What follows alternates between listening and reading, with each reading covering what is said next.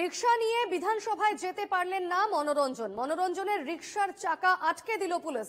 Park স্ট্রিটে রিকশা নিয়ে উঠতে পারলেন না বিধায়ক। জয়েন্ট সিপির অনুমতি না থাকায় বাধা পুলিশের। তৃণমূল মেহনতি মানুষের দল বার্তা দিতেই রিকশা নিয়ে বিধানসভায়, রিকশা নিয়ে বিধায়ক।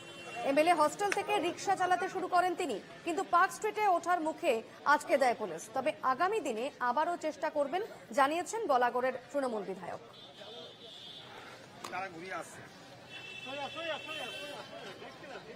আজকে এই রিকশা চালিয়ে বিধানসভায় যাওয়ার এই পরিকল্পনাটা কেন?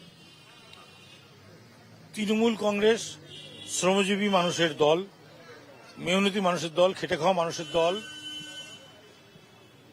আমি একজন রিকশা চালক। তৃণমূল কংগ্রেস আমাকে সম্মানীয় বিধানসভার সদস্য করেছেন।